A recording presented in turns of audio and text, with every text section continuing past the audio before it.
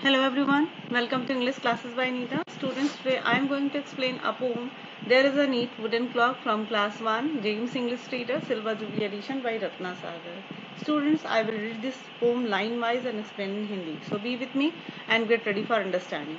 This is a very short poem and it having two stanza and each stanza contains 4 lines. It means the total poem of 8 lines.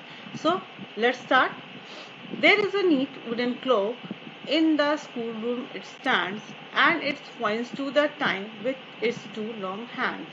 And may we, like the clock, keep our face clean and bright, with hands ever ready to do what is right. तो students आपने देखा कि ये 8 line की poem है और इसमें हम चलिए राइमिंग देख लेते हैं। तो राइमिंग में हम देखें क्लॉक से कोई राइम नहीं कर रहा है, तो स्टैंड्स और हैंड्स यानी कि स्टैंड से हैंड्स आपका राइम कर रहा है और ऐसे ही यहाँ पे ब्राइट से ब्राइट राइम कर रहा है। तो चलिए इसको हिंदी में समझते हैं। There is a neat wooden clock. Neat मतलब होता है साफ, वुडन का मतलब होता है लकड़ी का। तो there is a neat wooden clock मतलब वहां पे एक लकड़ी का घड़ी है, लकड़ी की घड़ी है। In the school room it stand यानी कि स्कूल रूम में यानी कि क्लास में एक लकड़ी की घड़ी है और वहां पे इट स्टैंड मतलब ये रखी हुई है।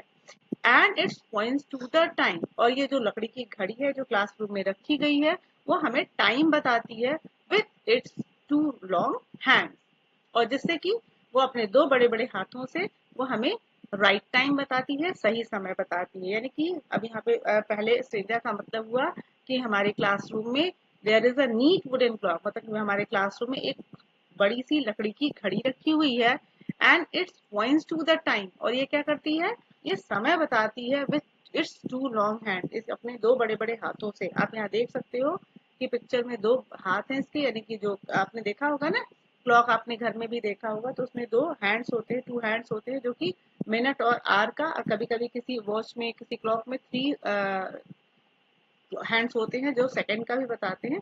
तो बता रहा है कि इसमें जो दो बड़े बड़े हाथ हैं वो हमें सही समय बताते हैं, अपने दो बड़े हाथों से हमें सही समय बताते हैं।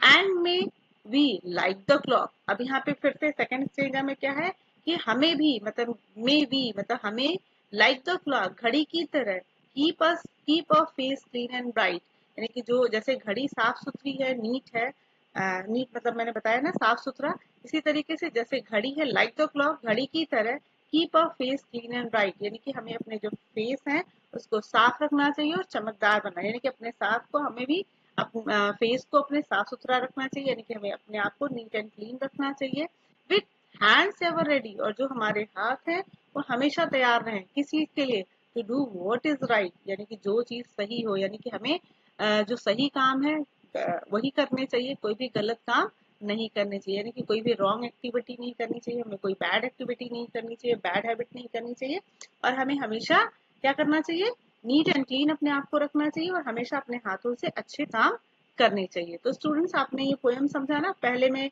बता रहा है कि हमारे क्लास में जो घड़ी है वो बहुत साफ सुथरी है और वो सही समय बताती है, अपने हाथों से वो सही समय बताती है और जो इसी तरीके से घड़ी की तरह ही हमें भी क्या करना चाहिए, अपने आप को साफ सुथरा रखना चाहिए, नीट एंड क्लीन रखना चाहिए ताकि हमारा फेस क्लीन रहे, ब्राइट रहे, चमकता रहे एंड अपने हाथों से जो हमारे हाथ हो हमेशा तैयार रहें, किस लिए, to do what is right यानी कि जो भी सही है वो काम करने के लिए। जैसे कि आप क्या सही कर सकते हो, आपको अच्छे से पढ़ाई करनी है, अपने आप को साफ सुथरा रखना है और चीजों को अपने जहाँ पे आप उठाते हो वहां रखो यानी कि जहाँ से आप कोई सामान उठाते हैं वहीं रखिए, सामान को सही तरीके से यूज करिए और क्लास को भी साफ सुथरा रखिए। जैसे यहाँ पे डस्टबिन है तो आपको भी अपनी क्लास को जो भी आप वेस्ट होता है वो आपको डस्टबिन में डालना चाहिए।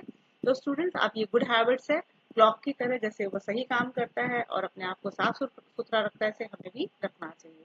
So students, if you like this explanation, do share with your friends and very thank you for watching.